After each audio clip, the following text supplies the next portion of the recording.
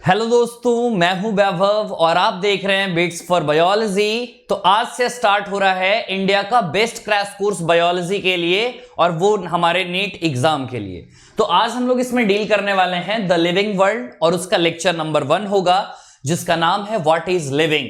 ये डायग्राम सबने देख रखा होगा एनसीईआरटी में, है ना। तो हम लोग एनसीईआरटी ओरिएंटेड चल रहे हैं क्योंकि जो नीट का एग्जाम है वो एनसीईआरटी पूरी ओरिएंटेड हो चुका है। ओके, बस मुझे डेली तुमसे चाहिए 4 घंटे। अगर तुम डेली 4 घंटे देने के लिए तैयार हो तो ये जो मार्क्स है 360/360 ये तुम ऑब्टेन कर सकते हो। बस डेली मुझे 4 घंटे चाहिए। ये 4 घंटे का शेड्यूल क्या है वो डिस्क्रिप्शन में नीचे लिंक में सब कुछ लिखा हुआ है, जिसमें हम लोग प्रैक्टिस भी करेंगे और डेली यूट्यूब पे सेशंस भी आएंगे। तो इसके लिए पहले तो टेलीग्राम चैनल को फॉलो कर लेना, bits for biology Telegram channel को। ये है 100 डेज का जो हमारा क्रैश कोर्स है, इसका ये शेड्यूल है। इसका स्क्रीनशॉट ले सकते हो तुम। अभी जैसे 10 बजे ये जो सेशन है यूट्यूब पे सेशन, और बाकी जो 4 बजे इसका ही प्रैक्टिस सेशन हम लोग करने वाले हैं। अभी जो मैं पढ़ाने वाला हूं इसके 75 ऑब्जेक्टिव क्वेश्चंस हम लोग देखने वाले हैं शाम 4 से 5:30 अनअकैडमी के स्पेशल क्लास में हम लोग ये चीज देखने वाले हैं। ओके, हम लोगों का जो टारगेट है वो है 20,000 से ज्यादा क्वेश्चंस प्रैक्टिस करने का। मैं डेली 150 क्वेश्चन प्रैक्टिस करेंगे। शेड्यूल में सब कुछ लिखा हुआ है। अब बात आती है ये सेशंस को हम फ्री में कैसे अनअकैडमी पे कर सकते हैं। तो अनअकैडमी पे ये सेशंस अगर तुमको फ्री में देखने हैं तो ये सेशन तुम्हें अनलॉक करना होगा कुमार लाइव कोड को यूज कर। जैसे तुम ये कोड यूज करोगे कुमार लाइव, ये सेशंस जो मेरे हैं प्रैक्टिस सेशन अनअकैडमी के स्पेशल क्लास में वो अनलॉक हो जाएगी तुम्हारे लिए। ये अनअकैडमी का पेड प्लेटफॉर्म है, तो अनअकैडमी के पेड प्लेटफॉर्म को भी तुम ज्वाइन कर सकते हो, जहां पे मैं अनअकैडमी पे 11th 12th और ड्रॉपर्स को मैं लाइव पढ़ाता हूं। ये अनअकैडमी का आइकनिक सब्सक्रिप्शन है और ये अनअकैडमी का प्लस सब्सक्रिप्शन है, और जिसमें तुम जैसे ही कुमार लाइव कोड यूज करोगे तो तुम्हें यहां पे 10% का डिस्काउंट भी मिल जाएगा। ओके बच्चों, तो अब हम लोग स्टार्ट कर रहे हैं जो हमारा चैप्टर है diversity in the living world. सबसे पहले सबके पास अपनी एनसीईआरटी होनी चाहिए। ओके, और आज जो हम लोग सेशन ये करने वाले हैं इसका जो 75 क्वेश्चन है वो नीचे डिस्क्रिप्शन में लिंक दे रखा है उस सेशन के लिए, जो आज शाम 4 बजे होगा। रोज शाम 4 बजे और रोज रात 9 बजे अनअकैडमी पे ये सेशन प्रैक्टिस सेशन चलने वाली है। तो आज एनसीईआरटी की पेज नंबर 5 तक हम लोग डील करेंगे इसमें, और एनसीईआरटी की हर एक लाइन को मैं समझाऊंगा कहां से क्वेश्चंस बन सकते हैं, कौन कौन सी लाइन हम स्किप कर देते हैं जहां से क्वेश्चंस बड़े अच्छे बन सकते हैं। ओके, स्टार्ट करते हैं हम लोग। तो ये है diversity in the living world, ये यूनिट का नाम है। इसमें टोटल 4 चैप्टर्स आते हैं। सबसे पहला जो चैप्टर है वो है द लिविंग वर्ल्ड, जिससे नीट एग्जाम में 1 क्वेश्चन पूछा जाता है। नेक्स्ट है बायोलॉजिकल क्लासिफिकेशन, जहां से 2 से 3 क्वेश्चन आते हैं। नेक्स्ट है प्लांट किंगडम, 2 से 3 क्वेश्चन, और एनिमल किंगडम से 3 क्वेश्चन। मीन्स अगर पूरे चैप्टर का वेटेज देखें, अगर 4 चैप्टर मिला दें तो लगभग 10 क्वेश्चन का वेटेज बनता है। डायवर्सिटी को एक नए पर्सपेक्टिव से हम लोग देखेंगे, कैसे टैक्सोनॉमिस्ट इसे देखते हैं, हम लोग भी वैसे ही कोशिश करेंगे इस पूरे यूनिट को देखने की। तो यहां से स्टार्ट होता है। तो बात आती है कि ये तो कभी हमने पढ़ा नहीं, ये जो पूरा का पूरा जो यूनिट के स्टार्टिंग में दे रखा होता है, क्या इससे भी क्वेश्चंस बनते हैं? तो हाँ, इससे भी क्वेश्चंस बनते हैं। काफी टेक्निकल लाइनें लिख रखी हैं इसमें, और समझते हैं हम लोग। सबसे पहली चीज, biology is the science of life forms and living processes. अगर मैं बात करूं तुमसे लाइफ फॉर्म्स के बारे में, तो दुनिया में एक लाइफ फॉर्म्स नहीं है। बैक्टीरिया से लेकर डायनासोर तक एग्जिस्ट किया करते थे हमारे अर्थ पे। लिविंग जो है वो कंडीशन अलग अलग हो सकते हैं। मोनरा, प्रोटिस्टा, फंजाई, प्लांटी, एनिमेलिया, ये सब हमारे लाइफ फॉर्म्स जो हमारे अर्थ पे एग्जिस्ट अभी करते हैं। लिविंग प्रोसेसेस की बात जो यहां पर बोल रही है एनसीईआरटी, वो बोलना चाह रही है ग्रोथ के बारे में, रिप्रोडक्शन के बारे में, मेटाबॉलिज्म, सेलुलर ऑर्गेनाइजेशन और कॉन्शियसनेस के बारे में। ओके, इसके बाद बता रखा है कि जितने भी लिविंग ऑर्गेनिज्म हैं उनकी डायवर्सिटी गजब की है। कहते हैं ना 1.7 to 1.8 मिलियन डायवर्सिटी है हमारे अर्थ की, और अगर पुराने जमाने की बात करें, जो अर्ली मैन थे वो बहुत अच्छे से पहचान सकते थे किसको, इनएनिमेट मैटर को, इसका मतलब जो कि नॉन लिविंग होता है, और उसके बाद लिविंग ऑर्गेनिज्म को वो इजीली पहचान सकते थे। मींस लिविंग और नॉन लिविंग को वो इजीली पहचान सकते थे, इतनी थी उनमें ये। इसके बाद यहां पे जो टर्म यूज किया गया डिफाइंड, इसका मतलब वर्शिप से रिलेटेड हो सकता है। जो अर्ली मैन है वो इनएनिमेट मैटर को, मींस नॉन लिविंग को, जैसे विंड को, सी को और फायर को वो एज ए वर्शिप करते थे, वो पूजा किया करते थे उनकी। And some among the animals and plants में भी वो चीज किया करते थे। कुछ जैसे पीपल का पेड़ है आज भी पूजा जाता है, बरगद का पेड़ है वो आज भी पूजा जाता है। तो ये चीजें हैं। अब इसके बाद जब आगे बढ़ते हैं तो एक चीज यहां से स्टार्ट होती है, जो लिविंग ऑर्गेनिज्म की डिस्क्रिप्शन है, ह्यूमन बींग्स के बारे में लोगों की जानने की जो उत्सुकता है वो यहां से पैदा होती है। लेकिन एक यहां पे वर्ड यूज किया गया है एंथ्रोपोसेंट्रिक व्यू। ये बात समझना, काफी सारे जो बायोलॉजी के लोग थे पहले ही जो काम किया करते थे वो एंथ्रोपोसेंट्रिक व्यू पे काम किया करते थे। एंथ्रोपोसेंट्रिक कहने का मतलब जो ह्यूमन से रिलेटेड चीजें हैं, जो ह्यूमन का इतिहास रहा है कि कैसा है ह्यूमन का इतिहास, सिर्फ उस पे फोकस करते थे। लेकिन उनको ज्यादा सक्सेस नहीं मिल पाई। क्यों नहीं मिल पाई? क्योंकि हम ये जानते हैं कि जो ह्यूमन बींग्स की अगर हम स्टडी करें तो सिर्फ ह्यूमन की ही कर पाएंगे, लेकिन अगर हम लिविंग ऑर्गेनिज्म की स्टडी करें तो कहीं ना कहीं हम ह्यूमंस के बारे में भी जान जाएंगे। तो एंथ्रोपोसेंट्रिक व्यू से हटकर लोग बायोलॉजी में अप्रोच में आ गए, जिसमें ह्यूमन बींग्स को भी लोग समझ रहे थे और जिसमें लोग लिविंग ऑर्गेनिजम्स को भी समझ रहे थे कि कितनी डाइवर्सिटी है, कैसे किसका मॉलिक्यूलर अप्रोच है, केमिकल अप्रोच कैसे होता है। इसके बाद यहां पे जो है टर्म सिस्टमैटिक और मॉन्यूमेंटल। मॉन्यूमेंटल का मतलब होता है कोई स्मारक, कोई चीजें जो यादगार रही हो, उसको बोला जाता है मॉन्यूमेंटल। अब ये लाइन से क्वेश्चन बनता है और ये लाइन सबसे कॉम्प्लेक्स लाइन ये मानी जाती है, इसको समझने की हम लोग कोशिश करेंगे। अब तो बात चली कि लिविंग ऑर्गेनिज्म को पहचानना होगा, क्योंकि लिविंग ऑर्गेनिज्म को स्टडी करते हैं अगर तो सारे लिविंग ऑर्गेनिज्म को समझ सकते हैं, ह्यूमन को समझ सकते हैं। यहां पे दो वर्ड का यूज किया गया है, हॉरिजॉन्टली और वर्टिकली। हम एक चीज तो जानते ही हैं, बेसिक सी बात, अगर मैं बात करूं इसमें तो बेसिक सी एक बात तो जानते ही हैं हम लोग, अगर स्पेसीज उसके बाद जीनस के बाद फैमिली के अगर ऊपर चलें तो ऑर्डर, तो ऐसे ऐसे चीजें चलती रहती हैं, kingdom, phylum, class, order, family, genus और स्पेसीज, ये चीजें चलती हैं। अगर मैं ऐसे कर रहा हूं कंपैरिजन, अगर मैं फाइलम का कंपैरिजन किंगडम के साथ कर रहा हूं, अगर मैं जीनस का कंपैरिजन अगर स्पेसीज के साथ में कर रहा हूं, तो ये होता है वर्टिकल सिमिलरिटी, इसको बोलते हैं।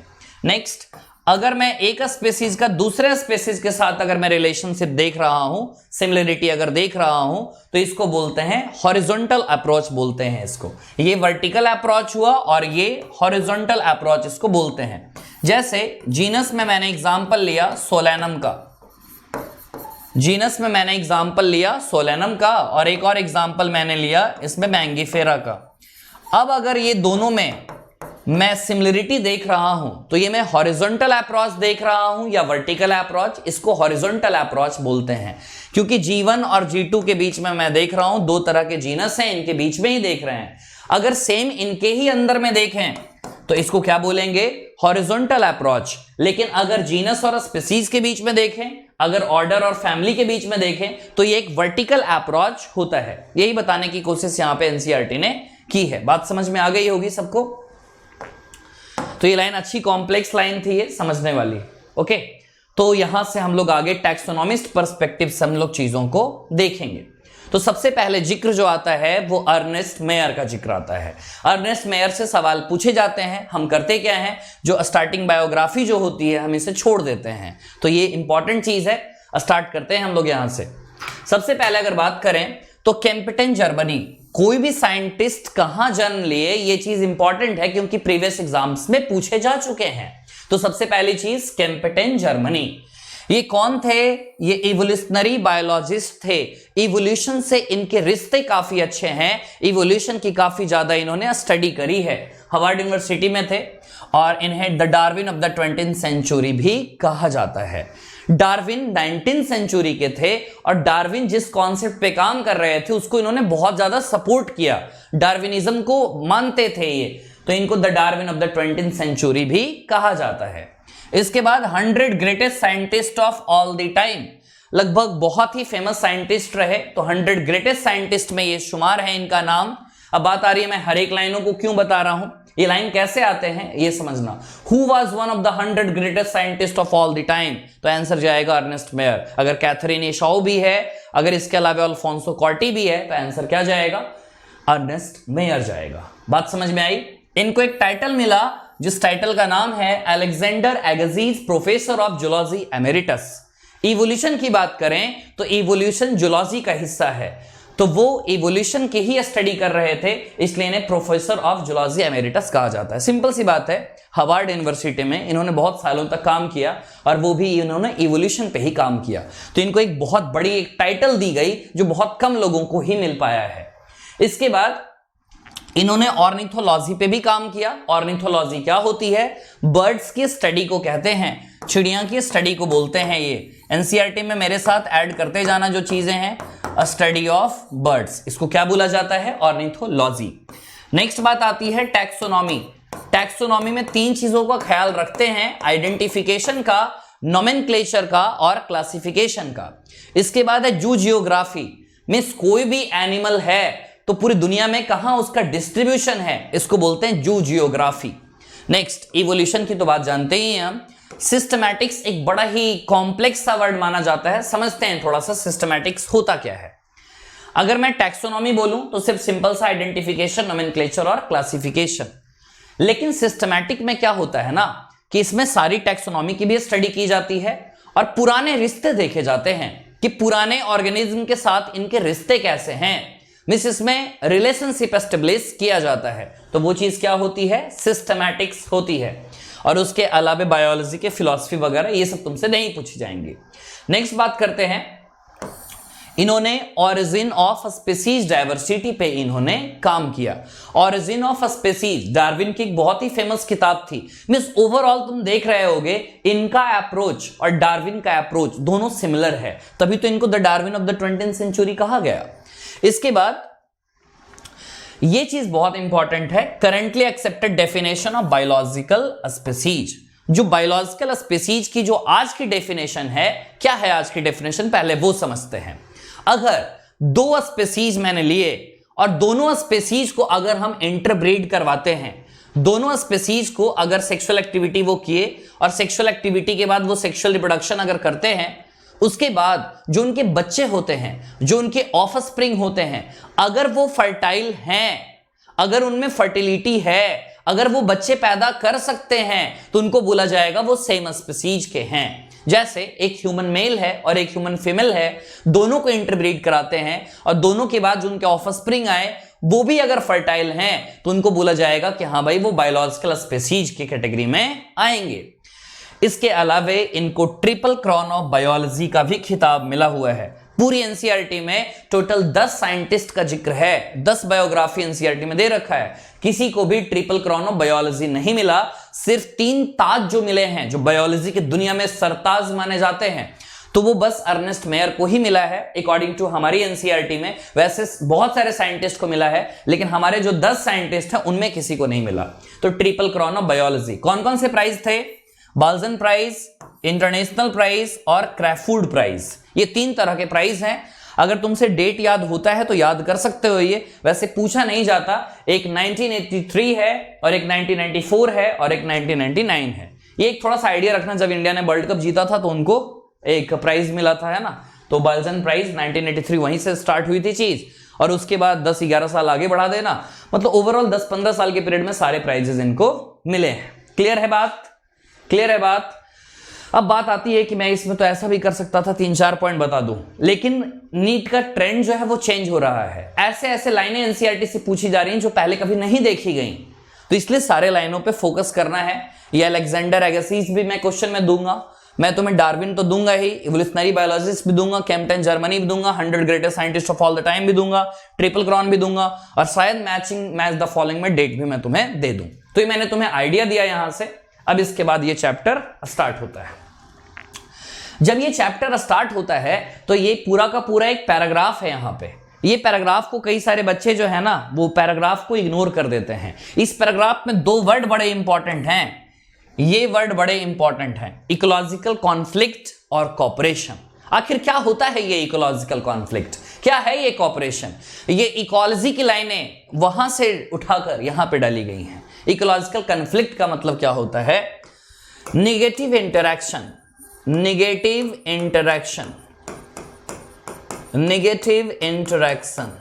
और कॉपरेशन का मतलब क्या होता है? Positive interaction, positive interaction. दोनों मतलब समझना, यहां पर बहुत ही इंपॉर्टेंट ये वर्ड दे रखा है। जैसे मानकर चलते दो स्पीसीज हैं, एग्जाम्पल के तौर पे दो स्पीसीज हैं। क्या दोनों सेम स्पीसीज हैं? मानकर चलो एक डॉग है और इसमें भी एक क्या है? डॉग है। इसको बोलते हैं intra specific interaction. Intra specific दोनों सेम हैं।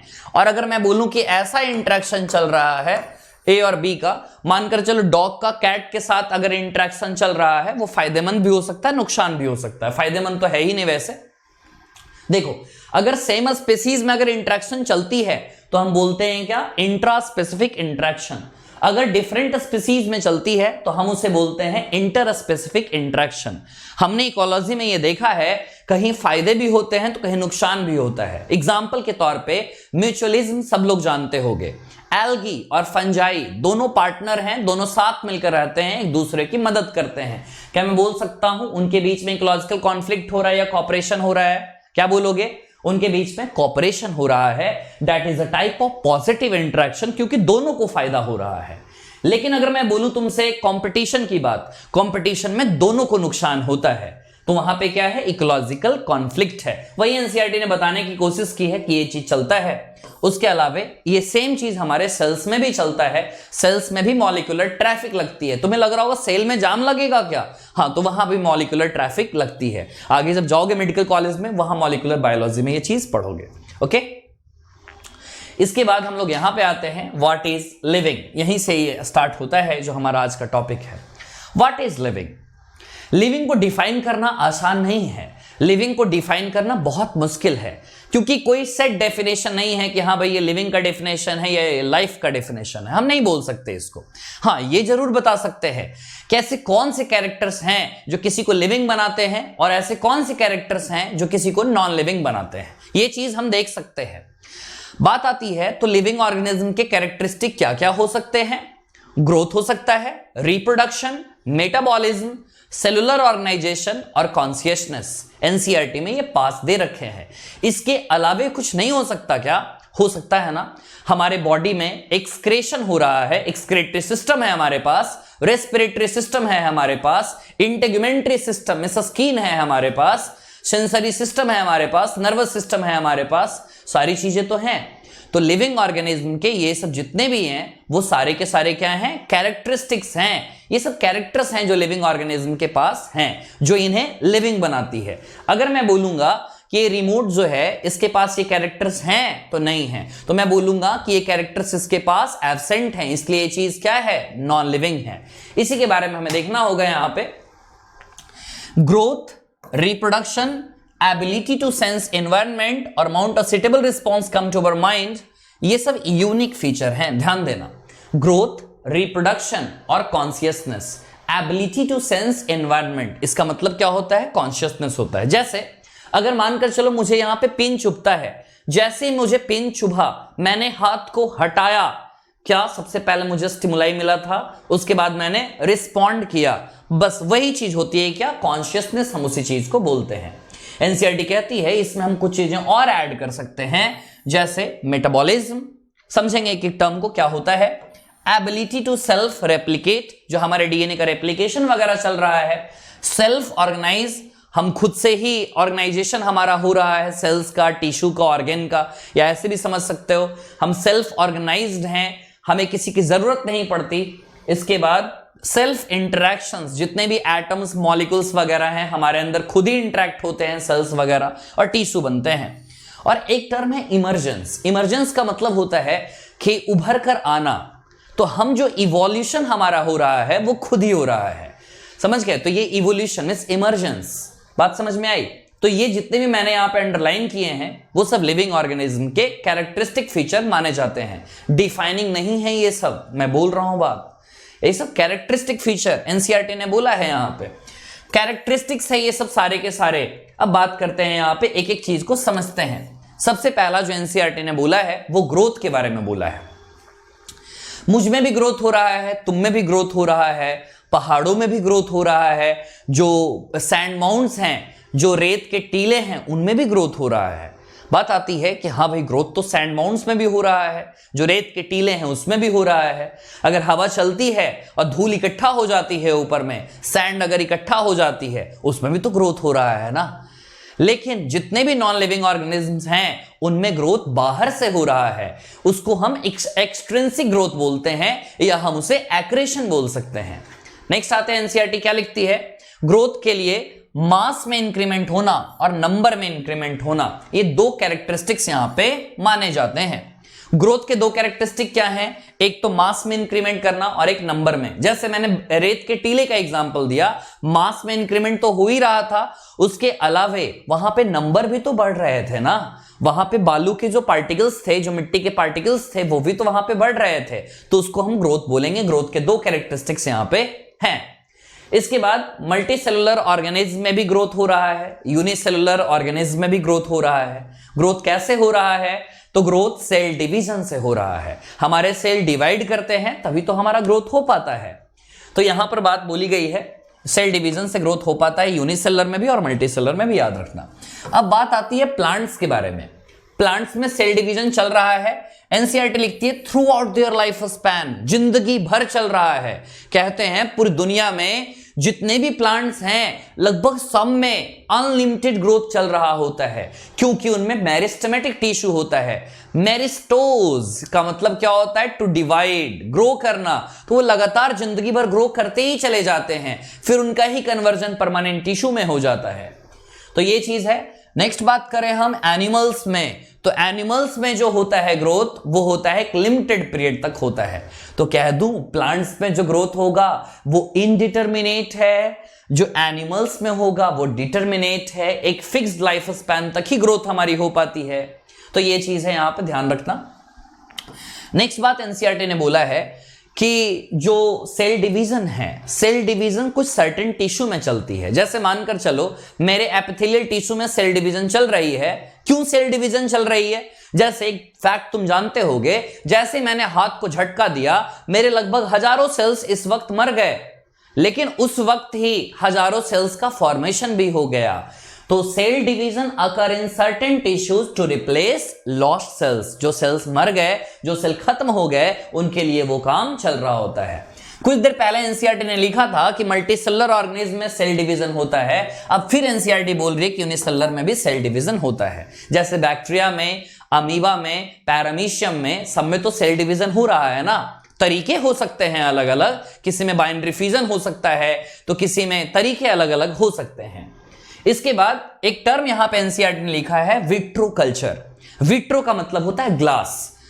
तो ग्लास में जो कल्चर कराई जाती है उसको बोलते हैं विट्रो कल्चर। तुम इसे टिश्यू कल्चर के भी नाम से जानते होगे।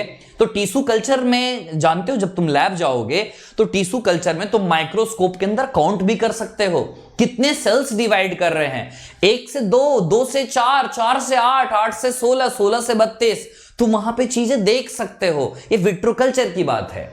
इसके बाद ये लाइन बहुत ही इंपॉर्टेंट है, आने की पूरे चांसेस बनते हैं इस लाइन की, बात समझना। जैसे अगर मैं तुम्हें बताऊं कि इस दुनिया के जितने भी एनिमल्स हैं, बड़े बड़े एनिमल्स, इस दुनिया के जितने भी प्लांट्स हैं, जो हायर एनिमल्स और हायर प्लांट्स, हायर यहां पे किस चीज को बोला जा रहा है वो समझना। अगर हायर एनिमल्स बोला जा रहा है तो कहीं ना कहीं कॉर्डेट्स की बात चल रही है। इसके अलावे अगर बोला जा रहा है यहां पे हायर प्लांट्स, तो यहां पे कहीं ना कहीं जिम्नोस्पर्म, एंजियोस्पर्म वगैरह की बात चल रही है। तो ज्यादातर हायर एनिमल्स और प्लांट्स में जो ग्रोथ और रिप्रोडक्शन होता है वो दोनों म्यूचुअली एक्सक्लूसिव इवेंट्स है। बात आती है एक्सक्लूसिव का मतलब क्या होता है। एक्सक्लूसिव का मतलब होता है स्पेशल। दोनों चीजें खास हैं, दोनों चीजें अलग अलग तरह से चल रही हैं, हम इनको साफ तौर पे देख सकते हैं। जैसे अगर मैंने बात की कोई भी एनिमल की, जैसे टाइगर की बात की, टाइगर का ग्रोथ होना एक अलग प्रॉपर्टी है, टाइगर में रिप्रोडक्शन होना एक अलग है। लेकिन अगर मैं तुम्हें बैक्टीरिया के बारे में बात करूंगा, तुम बता ही नहीं पाओगे कि बैक्टीरिया में ग्रोथ चल रहा है या रिप्रोडक्शन चल रहा है। क्या मैं कह दूं, जितने भी यूनिसेलुलर ऑर्गेनिज्म हैं उनमें यह चीज बता ही नहीं सकते कि ग्रोथ हो रहा है या रिप्रोडक्शन हो रहा है। बात समझ में आई? और जितने भी हायर एनिमल्स हैं उसमें हम ये चीजें बता सकते हैं क्योंकि वो चीजें म्यूचुअली एक्सक्लूसिव इवेंट्स में आती हैं। नेक्स्ट बात करते हैं। अभी हमने बात किया था मास और सेल नंबर में इंक्रीज होना, इसी को ग्रोथ कहते हैं क्योंकि ग्रोथ के तो कैरेक्टर तो यही थे ना। नेक्स्ट, नॉन लिविंग ऑब्जेक्ट भी ग्रो करते हैं। अगर हम बॉडी मास एक क्राइटेरिया लेते हैं तो यहां पे 2-3 वर्ड हैं, वो समझने वाली बात है। जैसे एक जो है भाई लिविंग, एक है नॉन लिविंग, एक आगे एनसीईआरटी ने डेड टर्म का यूज किया है, एक एनसीईआरटी ने आगे डेड टर्म का यूज किया है। 3 वर्ड्स बड़े कंफ्यूजिंग होते हैं। अगर मैं बोलूंगा लिविंग, तो लिविंग का मतलब यह समझना है कि हमारे बॉडी के अंदर जितने भी लिविंग है, चाहे वो प्लांट, एनिमल या माइक्रोब्स हो, तो हमारे अंदर जो ग्रोथ हो रहा होता है ना, वो अंदर से ग्रोथ हो रहा होता है, उसको इंट्रिंसिक ग्रोथ बोलते हैं। नॉन लिविंग, अभी हमने रेत के टीले की बात की थी, सैंड ड्यून्स की बात की थी, उनमें जो ग्रोथ देखने को मिल रहा है वो ग्रोथ बाहर से देखने को मिल रहा है। तो जो बाहर से जो ग्रोथ होती है हम उसे क्या बोलते हैं? तो बाहर से ग्रोथ होगी तो एक्सट्रिंसिक ग्रोथ बोला जाएगा, जिसे एक्रेशन कहा जाता है, और इंटरनल ग्रोथ को इंटरसेप्शन कहते हैं। लेकिन डेड ऑर्गेनिज्म में कोई ग्रो नहीं हो रहा होता है। डेड ऑर्गेनिज्म में भी बाहर से चीजें इकट्ठा नहीं होती हैं। तो एनसीईआरटी आगे लाइन लिखती है, dead organism does not grow. बात सिंपल सी है। नेक्स्ट आगे बात करते हैं। नॉन लिविंग का तो बात किया कि वो भी ग्रो करते हैं। जैसे 3 एग्जांपल एनसीईआरटी के हैं। एमबीएस, ट्रिक क्या याद रखोगे? एमबीएस, माउंटेन, बाउल्डर और सैंड माउंट्स, ये भी ग्रो करते हैं। अगर हम क्राइटेरिया बॉडी मास का लेते हैं, पहाड़ भी ग्रो करते हैं क्योंकि ऊपर से चीजें आकर इकट्ठा हो सकती हैं। जैसे हिमालय की पहाड़ की बात करो ना, मैं और तुम हिमालय की पहाड़ पे चलते हैं, तुमने देखा ऊपर से चीजें इकट्ठा हो रही हैं आकर, वो बर्फ ऊपर से आकर इकट्ठा हो रहा है, वो भी तो एक ग्रोथ ही है ना अगर बॉडी मास क्राइटेरिया लेते हैं। नेक्स्ट, बाउल्डर्स, बड़े बड़े चट्टान को बाउल्डर्स कहते हैं। सैंड माउंट्स, जो रेत के टीले होते हैं, उन्हें हम सैंड माउंट्स कहते हैं। तो ये भी बिग ग्रोथ हो रहा है, लेकिन इसमें बाहर से चीजें इकट्ठा होकर आ रही हैं। मिस एक्युमुलेशन, मिस इकट्ठा हो रही हैं बाहर से चीजें आकर। समझ में आई बात? नेक्स्ट, एनसीईआरटी साफ लिखती है जितने भी लिविंग ऑर्गेनिज्म हैं सब में ग्रोथ कैसे हो रहा है? अंदर से ग्रोथ देखने को मिल रहा है। क्या ग्रोथ को तुम डिफाइनिंग प्रॉपर्टी कह सकते हो? बात आती है फिर ये डिफाइनिंग प्रॉपर्टी क्या हुआ? कैरेक्टरिस्टिक तो समझ में आ रही है कि हाँ भाई लिविंग में मिलता है जनरली ये, लेकिन ग्रोथ को डिफाइनिंग प्रॉपर्टी क्यों नहीं बोल रहे हैं? डिफाइनिंग प्रॉपर्टी वो प्रॉपर्टी होती है जो सिर्फ लिविंग ऑर्गेनिज्म में मिले। जितने भी लिविंग ऑर्गेनिज्म हैं उसमें मिलनी चाहिए, नॉन लिविंग में वो चीज नहीं मिलनी चाहिए। तो ग्रोथ को हम बोल सकते हैं कि हाँ भाई ग्रोथ जो है वो डिफाइनिंग प्रॉपर्टी नहीं होता, कैरेक्टरिस्टिक प्रॉपर्टी हो सकता है, बात मानी जा सकती है, लेकिन डिफाइनिंग प्रॉपर्टी ये कभी नहीं हो सकता। अब मैं एक लाइन बोल रहा हूं, सुनना। Intrinsic growth is a defining feature of living organism. ये स्टेटमेंट बिल्कुल पूरी तरह से सही है, लेकिन अगर मैं सिर्फ बोलूं कि growth is a defining property of living organism, बात गलत। नेक्स्ट, कंडीशंस लेना पड़ेगा, कंडीशंस को हमें एक्सप्लेन करना पड़ेगा कि हाँ भाई ग्रोथ सिर्फ अंदर से ही चल रहा है, तब बोल सकते हैं कि हाँ वो डिफाइनिंग प्रॉपर्टी है। तो बात समझ में आई? कैरेक्टरिस्टिक फीचर तो है ग्रोथ, लेकिन डिफाइनिंग फीचर नहीं होता। A dead organism does not grow. Next, अब बात चली है किसके बारे में? रिप्रोडक्शन के बारे में बात चली है। रिप्रोडक्शन क्या होता है, कैसे होता है, वो समझ रहे हैं हम लोग। रिप्रोडक्शन लिविंग ऑर्गेनिज्म का कैरेक्टरिस्टिक फीचर तो है, लेकिन ये डिफाइनिंग फीचर ये भी नहीं है। समझते हैं कैसे नहीं है। पहले तो रिप्रोडक्शन समझते हैं क्या होता है। रिप्रोडक्शन बायोलॉजिकल प्रोसेस है जिसके चलते जनरेशन कंटिन्यू है। आज ह्यूमन इस दुनिया में है, लाखों साल पहले आए थे हम, लेकिन आज हम इस दुनिया में ह्यूमन के स्पीसीज सरवाइव कर रही है। वजह है रिप्रोडक्शन। अगर रिप्रोडक्शन ना हो तो स्पीसीज कंटिन्यू ही ना हो पाए। बैक्टीरिया में भी वही चला है और हम में भी वही चला है। तो रिप्रोडक्शन की अगर बात करें तो वो क्या करते हैं? Production of progeny. प्रोजेनी का मतलब क्या होता है? ऑफ स्प्रिंग, बच्चे। मल्टीसेलुलर ऑर्गेनिज्म में रिप्रोडक्शन जब होता है तो उनसे प्रोजेनी निकलते हैं जिनको ऑफस्प्रिंग्स बोलते हैं। ये सेम चीज यूनिसेलुलर में भी होता है, लेकिन यहां पर जो लिखा है एनसीईआरटी ने, मोर और लेस सिमिलर। अगर एसेक्सुअल रिप्रोडक्शन की बात करें जिसमें सिर्फ एक पेरेंट इन्वॉल्व होते हैं जिन्हें यूनिपेरेंटल कहा जाता है, उसमें गैमेट्स का फ्यूजन नहीं होता। जब गैमेट्स का फ्यूजन ही नहीं हो रहा है तो क्रॉसिंग ओवर वगैरह कुछ नहीं हो रहा है उसमें, अगर ये सब चीजें चली नहीं रही हैं तो हम वेरिएशन की बात ही क्यों करेंगे। तो जितने भी एसेक्सुअल रिप्रोडक्शन से ऑर्गेनिज्म प्रोड्यूस होते हैं वो 100% एग्जैक्ट होते हैं अपने पेरेंट से। लेकिन बात चली है सेक्सुअल रिप्रोडक्शन के बारे में तो यहां पे डिफरेंसेस होते हैं, यहां पे सिमिलरिटीज भी होती हैं और यहां पे काफी ज्यादा सिमिलर कैरेक्टर भी हैं, काफी ज्यादा डिसिमिलर। हम अपने पापा से 100% एग्जैक्ट नहीं हैं। क्यों नहीं है? क्योंकि हमारे कैरेक्टर्स डिफर कर सकते हैं, कुछ जो बाहरी रूपरेखा है वो कुछ डिफर कर सकती है, कलर का डिफरेंस हो सकता है ना, कभी नाक नीचे कभी ऊपर, ऐसे ऐसी चीजें होती हैं। तो ये बात किसके बारे में चल रहे हैं? तो एनसीईआरटी ने बोलता है इनवेरिएबली एंड इम्प्लिसिटली। दरअसल हम बात किसकी कर रहे हैं? सेक्सुअल रिप्रोडक्शन की बात कर रहे हैं। कई सारे ऑर्गेनिज्म हैं जो एसेक्सुअल तरीके से भी मल्टीप्लाई करते हैं। क्या याद रखना है यहां पर? कैसे कैसे कौन मल्टीप्लाई करता है? मैं जिसको गोले में डाल रहा हूं वो है ऑर्गेनिज्म का नाम, और जो मैं बताऊंगा वो है कैसे वो रिप्रोड्यूस करता है। फंजाई है तो फंजाई कैसे करता है भाई? स्पोर से। काफी सारे स्पोर्स बनाता है और वो स्पोर बनते चले जाते हैं और फंजाई बनता चला जाता है।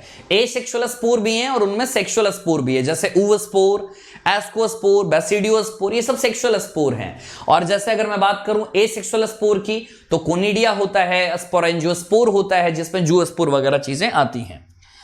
लोअर ऑर्गेनिज्म की अगर मैं बात करूं जैसे ईस्ट और हाइड्रा, तो ईस्ट और हाइड्रा में क्या देखेंगे? बडिंग, बड निकलता है ना वो एक्सटर्नल बड, उससे वो चीजें रिप्रोड्यूस हो जाती हैं। प्लेनेरिया में कैसे चलेगा? प्लेनेरिया किसका मेंबर है? फ्लैटवर्म्स का। प्लेनेरिया में काम कैसे चलेगा? रीजनरेशन। वहां से जैसे मानकर चलो ये प्लेनेरिया है, ये कट, ये कट, ये कट, ऐसे ऐसे कट करेंगे और हर एक टुकड़ा एक नया ऑर्गेनिज्म का फॉर्मेशन कर लेता है। तो ये चीज हो गया भाई। इसके बाद फंजाई, फिलामेंटस एल्गी और प्रोटेनेमा ऑफ मॉसिस, ये नीट में पूछा जा चुका है। फंजाई जानते हो, फिलामेंटस एल्गी जैसे इलॉथ्रिक्स हो सकता है, स्पायरोगायरा हो सकता है, इक्टोकार्पस हो सकता है, और प्रोटेनेमा ऑफ मॉसिस। मॉसिस के दो स्टेजेस होते हैं, एक प्रोटोनेमा स्टेज होता है, एक लीफी स्टेज होता है। हम ये ब्रायोफाइटा में देखेंगे जो कि ब्रांच्ड होता है, क्रीपिंग होता है, और जो कि ग्रीन होता है, जो कि फ्रीक्वेंटली फिलामेंटस स्टेज होता है। ये प्रोटोनेमा के बारे में फीचर्स थे। ये सब कैसे रिप्रोड्यूस करते हैं? ये सब फ्रैगमेंटेशन से रिप्रोड्यूस करते हैं, टुकड़े टूटते हैं और नए ऑर्गेनिज्म का फॉर्मेशन हो जाता है। Next, when it comes to unicellular organism, अभी जस्ट मैंने बताया यूनिसेलुलर ऑर्गेनिज्म में हम ग्रोथ और रिप्रोडक्शन को वहां पे क्लियर नहीं कर सकते क्योंकि दोनों चीजें लगभग साथ में ही चल रही होती हैं। तो दोनों क्या है आपस में? सिनोनिमस। तो देखो यहां से क्वेश्चन बनता है, ये एग्जाम में लाइन आया हुआ है। तो अगर तुमसे पूछे कि सिनोनिमस किसमें है, किसमें नहीं पता चल रहा कि ग्रोथ या रिप्रोडक्शन हो रहा है, तो यूनिसेलुलर में, जैसे किसमें? अमीबा में, बैक्टीरिया वगैरह में।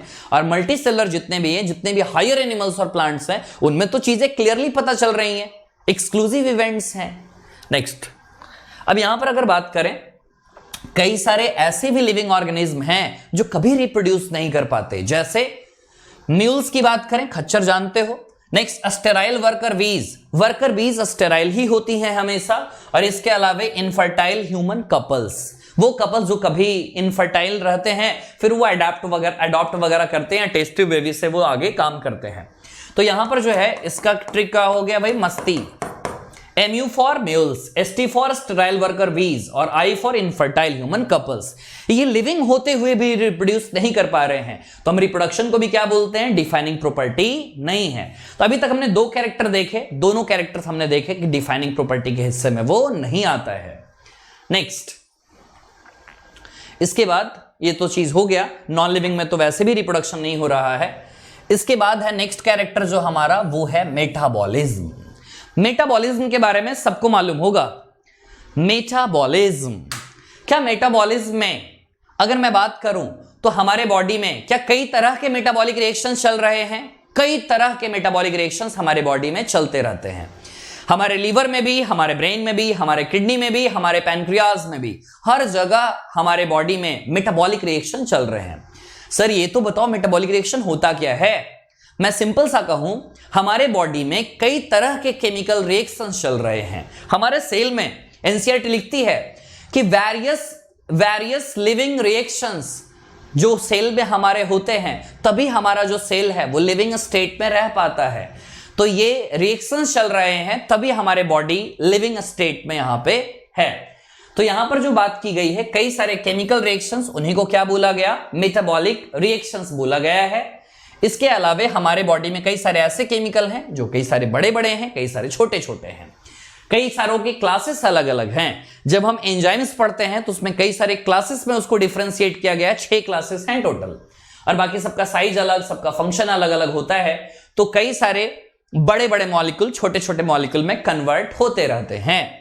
तो बस ये हजारों केमिकल रिएक्शन, जैसे तुम अभी मुझे सुन रहे हो तो इस समय भी तुम्हारे बॉडी में हजारों केमिकल रिएक्शंस अभी चल रहे हैं बॉडी में अलग अलग। सबको मिला दो तो सबको मिलाकर मेटाबॉलिक रिएक्शंस कह देते हैं।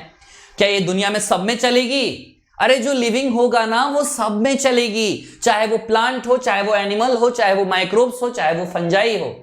All plants, animals, fungi and microbes exhibit metabolism. तो हमारे बॉडी में जितने भी केमिकल रिएक्शन चल रहे हैं सबको मिलाकर क्या बोलते हैं? मेटाबॉलिज्म बोलते हैं। किसी भी नॉन लिविंग ऑब्जेक्ट में मेटाबॉलिज्म नहीं चलता, जैसे मेरे मार्कर में, मेरे रिमोट में, ये सब में चीजें नहीं चलेंगी कभी। अब ये पैराग्राफ हमें थोड़ा सा डर लगता है इस पैराग्राफ से, है ना, यहां से लेकर यहां तक। इसको समझने की कोशिश करते हैं क्या एनसीईआरटी ने बोला है। ये मैंने क्या ले लिया? ये मैंने टेस्ट ट्यूब ले लिया। टेस्ट ट्यूब में मैं क्या करवा रहा हूं? टेस्ट ट्यूब में मेटाबॉलिक रिएक्शन मैं करवा रहा हूं। टेस्ट ट्यूब में मैं लैब में ये रिएक्शन करवा रहा हूं, मैं किसी लिविंग बॉडी में रिएक्शन नहीं करवा रहा, लैब में ये रिएक्शन करवा रहा हूं।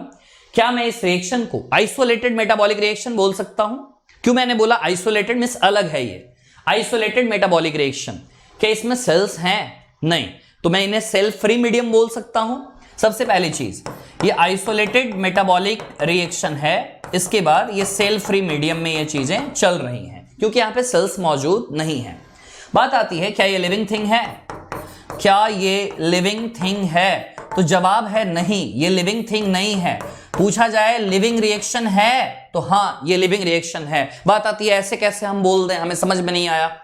एक मैं रिएक्शन लेकर चलता हूं, मानकर चलते हैं ये मैं सुक्रोज है, जानते हो ना सुक्रोज सब लोग। सुक्रोज पे मैंने एक्शन करवाया इन्वर्टेज का, या इसे ही हम सुक्रेज कह देते हैं, डाइजेशन में पढ़ते हैं हम ये चीज।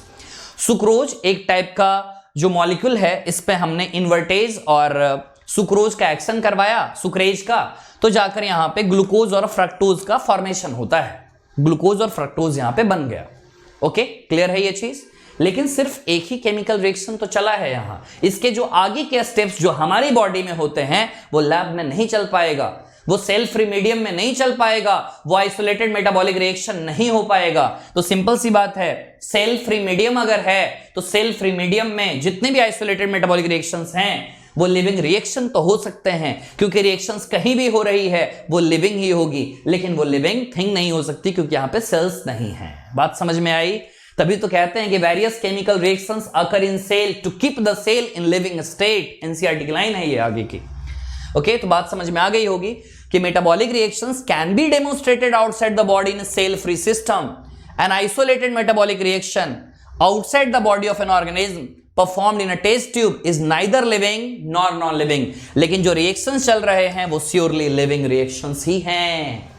मेटाबॉलिज्म को क्या डिफाइनिंग प्रॉपर्टी कह सकते हैं? हाँ भाई, तो डिफाइनिंग प्रॉपर्टी इसको कह सकते हैं हम, लेकिन इसको कैरेक्टरिस्टिक प्रॉपर्टी भी कह सकते हैं। अरे कैरेक्टरिस्टिक तो सारे हैं, डिफाइनिंग पहला मिला अभी तक, ग्रोथ रिप्रोडक्शन डिफाइनिंग वाले में नहीं था। इसके अलावा सेलुलर ऑर्गेनाइजेशन, हमारे बॉडी में काफी सारे सेल्स हैं। शुरुआत करते हैं तो atom, molecule, cell organelles, cells, tissues, organ, organ system, ये जो पूरी की पूरी ऑर्गेनाइजेशनल हायरार्की है, तो इसमें सेल्स का काफी इंपॉर्टेंट कंट्रीब्यूशन है। सेल से ही लिविंग स्टेटस स्टार्ट हुआ। सेल के पहले सेल ऑर्गेनल भी थे, लेकिन लिविंग नहीं कंसीडर किए जाते। वो सबसे बेसिक यूनिट ऑफ लाइफ किसको कहा जाता है? सेल को कहा जाता है। तो सेलुलर ऑर्गेनाइजेशन भी डिफाइनिंग प्रॉपर्टी होता है, क्योंकि कभी भी एक किसी नॉन लिविंग ऑर्गेनिज्म में देखने को नहीं मिलता सेलुलर ऑर्गेनाइजेशन की प्रॉपर्टी। तो क्या अभी तक हमने 4 कैरेक्टर देख लिए? 4 कैरेक्टर में हमें 2 मिले डिफाइनिंग, 2 मिले नॉन डिफाइनिंग। कैरेक्टरिस्टिक फीचर चारों थे। आगे बढ़ते हैं। ये फीचर बड़ा इंपॉर्टेंट है जिसे हम कॉन्शियसनेस कहते हैं। ये पूरी पैराग्राफ एनसीईआरटी ने डेडिकेट किया है कॉन्शियसनेस के लिए। यहां से क्वेश्चंस आ चुके हैं नीट में। सबसे पहली बात है कॉन्शियसनेस। क्या होता है ये कॉन्शियसनेस? मैंने अभी पिन वाला जो एग्जांपल बताया था, पिन चुभुई, हमने हाथ को हटाया, तो ये होती है क्या? कॉन्शियसनेस होती है। कहते हैं बहुत ही स्पष्ट है, बहुत ही ऑब्वियस है, ये टेक्निकली कॉम्प्लिकेटेड है।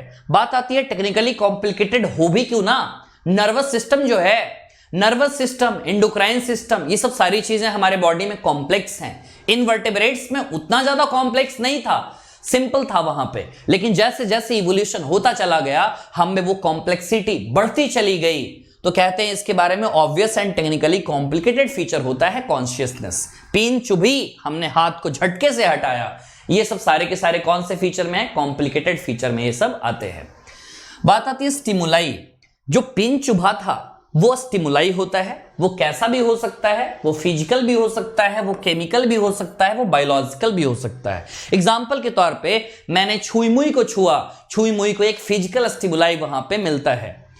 फिजिकल स्टिमुलाई में और भी चीजें बोल सकते हैं, टेम्परेचर बोल सकते हैं, लाइट बोल सकते हैं। वैसे ही केमिकल में अगर मैं बात करूं, प्लांट के अंदर जो पीएच होता है वो भी एक उसके लिए केमिकल स्टिमुलाई का काम करता है। और बायोलॉजिकल स्टिमुलाई तो पूरी दुनिया ही चल रही है, एंजाइमेटिक रिएक्शन जितने भी चल रहे हैं। ओके, हम लोग अपने इन्वायरमेंट को सेंस ऑर्गन से महसूस करते हैं। बात बड़ी सिंपल सी है, 5 तरह के सेंस ऑर्गन है हमारे पास। प्लांट भी रिस्पॉन्ड करते हैं एक्सटर्नल फैक्टर्स को। प्लांट कैसे रिस्पॉन्ड करते हैं? जैसे कौन कौन से फैक्टर को वो रिस्पॉन्ड करते हैं? लाइट को, वाटर को, टेम्परेचर को, अदर ऑर्गेनिजम्स को और पॉल्यूटेंट्स को। जैसे तुमने सनफ्लावर देखा होगा तुमने, तो सनफ्लावर जिस तरह सूर्य की डायरेक्शन होती है सन की, उधर ही वो चल जाता है। बोल सकते हैं ना, लाइट उसके लिए एक स्टिमुलाई फैक्टर है। नेक्स्ट, वाटर के लिए भी काफी हाइड्रोट्रॉपिक सुना होगा तुमने। टेम्परेचर में काफी ज्यादा हीट सेंसिटिव प्लांट है। शिमला के प्लांट राजस्थान में नहीं लगाए जा सकते। इसके अलावे अदर ऑर्गेनिजम्स, ये देखो सिंपल सा है, इंसेक्टिवोरस प्लांट होते हैं ना, तो इंसेक्टिवोरस प्लांट क्या करते हैं? इंसेक्ट को खाने का काम करते हैं वो, तो वो भी तो अदर ऑर्गेनिज्म को रिस्पॉन्ड कर ही रहे हैं। और दिल्ली की जितने सारे प्लांट हैं सारे के सारे तो मरते चले जा रहे हैं, तो पॉल्यूटेंट्स को भी वो रिस्पॉन्ड करते हैं। पॉल्यूटेंट्स क्या है? पॉल्यूशन को फैलाने वाले एजेंट को हम पॉल्यूटेंट्स कहते हैं। वो कुछ भी हो सकता है, वो SO2 हो सकता है, वो कई सारे केमिकल्स हो सकते हैं वो। अब एनसीईआरटी ने बहुत ही शानदार ये बात लिखी है कि दुनिया के जितने भी लिविंग ऑर्गेनिज्म है ना, प्रोकैरियोट से लेकर यूकैरियोट तक, सब में ये प्रॉपर्टी होती है कॉन्शियसनेस की। बैक्टीरिया भी तो एंटीबायोटिक से मर जाता है ना, मींस उसको रिस्पॉन्ड तो कर ही रहा है। लो डोज की एंटीबायोटिक देते हैं वो नहीं मरता, हाई डोज की एंटीबायोटिक देते हैं तो वो मर जाता है। ये भी पता चलता है कि हाँ भाई, बैक्टीरिया भी रिस्पॉन्ड करते हैं कॉन्शियसनेस को। नेक्स्ट, ये चीजें हो गई यहां पे। इसके अलावा एनसीईआरटी ने बहुत अच्छे तरीके से लाइन लिखा है कि photo period affects reproduction in seasonal breeders in both plants and animals. ठीक है, प्लांट्स का तो तुम्हें पता होगा, प्लांट्स में फोटोपीरियडिज्म मतलब लाइट का कितने देर एक्सपोजर प्लांट पे रहता है और प्लांट में उससे कैसे फ्लावरिंग होता है, इसको बोलते हैं फोटोपीरियडिज्म बोलते हैं। जैसे शॉर्ट डे प्लांट होता है, लॉन्ग डे प्लांट होता है, डे न्यूट्रल प्लांट होता है, तो इससे पता चलता है हाँ भाई लाइट को तो रिस्पॉन्ड कर रहे हैं। लेकिन फोटोपीरियडिज्म सीजनल ब्रीडर्स में कैसे है? जैसे अगर मैं डॉग्स की बात करूं, डॉग्स विंटर सीजन में ही ब्रीडिंग करते हैं और किसी अदर सीजन में जल्दी वो ब्रीडिंग नहीं करते। ये भी असर किसका है? लाइट का। वो सीजनल इफेक्ट को लाइट से ही वो पहचान पाते हैं। नेक्स्ट, जितने भी लिविंग ऑर्गेनिजम्स हैं सब कंट्रोल करते हैं कि उनके बॉडी में केमिकल्स ना जाएं। जितने ऑर्गेनिजम्स हैं सब अवेयर हैं अपने सराउंडिंग्स के लिए। सराउंडिंग के लिए तो सब अवेयर हैं, लेकिन अपने लिए जो अवेयर है वो है सिर्फ और सिर्फ कौन? Human.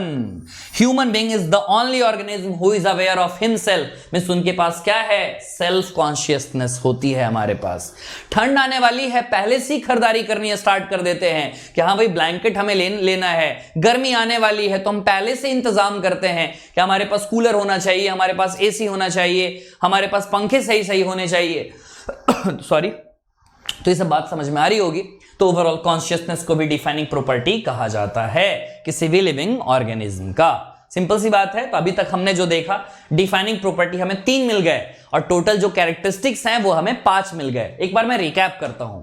Growth, reproduction, metabolism, cellular organisation और कॉन्शियसनेस, ये 5 कैरेक्टरिस्टिक फीचर हैं लिविंग ऑर्गेनिज्म के। इसके अलावा भी हो सकते हैं, हमारे सिलेबस में यही है। डिफाइनिंग फीचर कौन है? मेटाबॉलिज्म, सेलुलर ऑर्गेनाइजेशन और कॉन्शियसनेस। नेक्स्ट, बड़ा ही एक इंपॉर्टेंट केस पूछा गया है यहां पे। कहती है एनसीईआरटी कि ह्यूमन बीइंग के अगर केस में आता है तो लिविंग स्टेट को डिफाइन करना बड़ा ही मुश्किल है।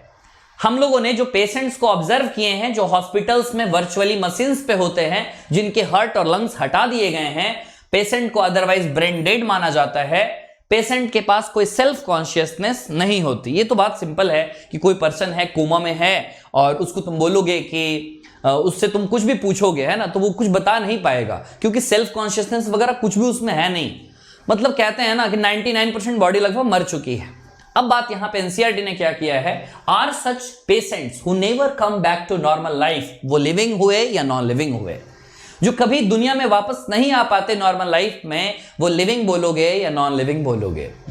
अब यहां पे बात समझ में आती है कि जब डॉक्टर्स उसे मेडिसिन दे रहा है तो मेडिसिन का रिस्पॉन्ड तो वो कर रहा है, उसके सेल्स तो काम कर रहे हैं कुछ लेवल तक, तो कहते हैं अगर वो मेडिसिन का रिस्पॉन्ड कर रहा है तो उसके पास कॉन्शियसनेस तो है। कॉन्शियसनेस है तो क्या हम उसे लिविंग कह सकते हैं? अगर मेडिसिन का रिस्पॉन्ड जिस दिन करना बंद कर देगा तो हम वहां से कोमा से उठाकर उसे शमशान घाट तक पहुंचा देंगे। ठीक है, तो वो क्या है भाई? लिविंग है। वो लिविंग क्यों है? क्योंकि उसमें कॉन्शियसनेस की प्रॉपर्टी है। तो कॉन्शियसनेस तो हमने देखा सबकी प्रॉपर्टी है, बैक्टीरिया से लेकर बड़े बड़े ऑर्गेनिज्म तक की प्रॉपर्टी है। नॉन लिविंग नहीं कह सकते क्योंकि कॉन्शियसनेस है। सेल्फ कॉन्शियसनेस सबका फीचर नहीं हो सकता, ह्यूमंस का फीचर है कि ये होना चाहिए। लेकिन अगर ह्यूमन में सेल्फ कॉन्शियसनेस नहीं है तो ऐसा नहीं कह सकते कि अच्छा, अगर मैं ऐसा बोलूंगा कि self consciousness is the characteristic feature of living organism, तो ये गलत बात। Self consciousness is the defining property of humans, ये हम लोग कहीं ना कहीं थोड़ा बोल सकते हैं। ओके, अब इसके बाद एनसीईआरटी की आखिरी पैराग्राफ है, यहां पे बोली गई है बात। वैसे ये एमबीबीएस में ज्यादा अच्छे से सीखोगे, यहां पे हायर क्लासेस का जिक्र है, लेकिन जो हमारे लेवल की बात है वो हम यहां पे बात करेंगे। ये पूरी की पूरी ऑर्गेनाइजेशनल हायरार्की यहां पे बताई जा रही है। सबसे पहले मैं नीचे से चलना चाहूंगा। सबसे पहले सेलुलर ऑर्गेनल्स, फिर मैं चलूंगा सेल्स में, फिर मैं चलूंगा टिश्यू में, फिर मैं ऑर्गन में, और फिर ऑर्गन सिस्टम में, और फिर ऑर्गेनिज्म में। ये बात सबको मालूम होगी कि सेलुलर ऑर्गेनल से लेकर हम ऑर्गेनिज्म तक जाते हैं, ये बात पक्की है। सेल्स की प्रॉपर्टी क्या सेलुलर ऑर्गेनल्स में होगी? क्या टिश्यू की प्रॉपर्टी सेल्स में होगी? नहीं होती। सेल्स की प्रॉपर्टी कभी भी सेलुलर ऑर्गेनल्स में नहीं मिलता। काफी सारे सेलुलर ऑर्गेनल्स आपस में इंटरेक्ट करते हैं, आपस में इंटरेक्शन होता है उनका, तब जाकर उनकी कैरेक्टरिस्टिक्स प्रॉपर्टी आगे बढ़ती है। सेलुलर ऑर्गेनल्स काफी सारे थे, आपस में इंटरेक्ट किए, सेल्स बने। काफी सारे सेल्स मिले तो टिश्यू बने, काफी सारे टिश्यू मिले तो ऑर्गन बने। ये प्रॉपर्टी आगे की तरफ तो बढ़ेगी, लेकिन बैक ये प्रॉपर्टी नहीं होती। यहां पे एनसीईआरटी क्या लिखती है समझना। Properties of tissues are not present in the constituent cells but arise as a result of interaction among the constituent cells. इसी तरह प्रॉपर्टी जो सेलुलर ऑर्गेनल्स के हैं वो ऑर्गेनल्स के मॉलिक्यूलर कॉन्स्टिट्यूएंट में नहीं मिलते। मींस अगर इसकी भी मैं पीछे चलूं, मॉलिक्यूल्स की अगर मैं बात करूं यहां पे, तो मॉलिक्यूल्स में थोड़ी प्रॉपर्टी मिलेगा सेलुलर ऑर्गेनल्स का। नेक्स्ट, तो ये सब जो चीजें हैं इमर्जेंट प्रॉपर्टीज हैं, ये सब आगे खुद ही जाकर उभर रही हैं। ये प्रॉपर्टीज आगे नेक्स्ट लेवल पे ये चीज उभरती जाती हैं, बिकॉज यहां पे क्या हो रहा है? इंट्रैक्शंस हो रहा है यहां पे। इसके बाद लिविंग ऑर्गेनिज्म के बारे में कहा जाता है। अच्छा, ये सब सारी की सारी ऑर्गेनाइजेशनल हायरार्की है जो हमने देखा ना कि मॉलिक्यूल्स के बाद सेलुलर ऑर्गेनल्स, फिर सेल, टिश्यू, ये सब चीजें। इसके बाद कुछ बातें लिविंग ऑर्गेनिज्म के बारे में। बात है सेल्फ रेप्लिकेटिंग, क्या हमारे डीएनए का रेप्लिकेशन खुद ही चल रहा है? नेक्स्ट, इवॉल्विंग, खुद से विकसित कर रहे हैं हम। सेल्फ रेगुलेटिंग इंटरैक्टिव सिस्टम, हम में ऐसा थोड़ी ये कोई वायर कनेक्टेड है, हम खुद से तो रेगुलेट हो रहे हैं ना। एक इकोसिस्टम भी है तो वो भी तो खुद से ही रेगुलेट हो रहा है। जंगल में पानी देने जाते हैं क्या? तुम बोलोगे नहीं हम सूसू करने जाते हैं। छोटू, सूसू से सॉल्ट निकलता है, ज्यादातर कंसंट्रेशन जो सॉल्ट का है, उससे प्लांट और खराब हो जाते हैं। जंगल एक सेल्फ रेगुलेटिंग इंटरैक्टिव सिस्टम में आता है। Next, biology is the story of life on earth. हमारे अर्थ पे जो लाइफ है उसकी स्टडी बायोलॉजी में की जाती है। Biology is the story of evolution of living organism on earth. हमारे धरती पे जो विकास हो रहा है जितने भी लिविंग ऑर्गेनिज्म का, उसकी स्टडी बायोलॉजी में की जाती है। ये बड़ी ही इंपॉर्टेंट लाइन है, यहां से लेकर यहां तक समझते हैं इस चीज को। एनसीईआरटी कह रही है कि दुनिया में जितने भी लिविंग ऑर्गेनिज्म हैं, चाहे वो अभी के हों या पहले के हों या आगे फ्यूचर में होंगे, सारे के सारे एक दूसरे से लिंक्ड हैं। क्यों लिंक्ड हैं भाई? कॉमन जेनेटिक मटेरियल, सबका जेनेटिक मटेरियल कॉमन है। क्या है? डीएनए। लेकिन ये बात क्यों लिखती? But to varying degrees. समझते हैं थोड़ा सा, एक आइडिया लेते हैं यहां पे। जैसे अभी प्रेजेंट में चीजें चल रही हैं, ये मानकर चलते हैं एक पास्ट का चीज और एक मानकर चलते हैं आगे फ्यूचर का चीज। तो ये बात तो पक्की है कि सारे आपस में लिंक्ड हैं क्योंकि सबका जेनेटिक मटेरियल डीएनए ही होता है। लेकिन डीएनए के डिग्री में वेरिएशन तो देखने को मिलता है ना। क्या हमारे डीएनए और हमारे फादर का डीएनए क्या 100% सेम होगा? नहीं। अगर 100% सेम होता तो हमारी अपनी पहचान नहीं होती, हमारी अपनी इंडिविजुअलिटी नहीं होती, भले ही वो 0.1% का या 0.01% का ही डिफरेंस क्यों ना हो। बट टू वैरिंग डिग्रीज, कुछ वेरिएशन हैं जिनके चलते हम हैं, तुम हो। तो ये वेरिएशन की वजह से ही ये चीज हो पाया है। बात समझ में आई होगी। ये आज हम लोग प्रैक्टिस करेंगे। जो आज हमने पढ़ा है इसका शाम 4 बजे से लेकर 5:30 बजे तक हम लोग इसका प्रैक्टिस करेंगे। 75 क्वेश्चंस होंगे। टोटल 20,000 क्वेश्चंस इस क्रैश कोर्स में होने वाले हैं। ओके। और इनवाइट कोड क्या है? कुमार लाइव। ये जैसे ही कोड तुम यूज करोगे तुम्हारे लिए अनअकैडमी के दरवाजे खुल जाएंगे जो मेरी क्लासेस हैं। ओके। पढ़ो तो एक दीवाने की तरह, क्योंकि तुम्हें दुनिया का एक सबसे बेहतरीन डॉक्टर बनना है। और ये मार्क्स पॉसिबल है 360/360। तुम आराम से ये चीज को अचीव कर सकते हो। मिलेंगे हम लोग स्पेशल क्लास में, प्रैक्टिस करेंगे बहुत सारे क्वेश्चंस। ओके बच्चों, बाय बाय, थैंक यू।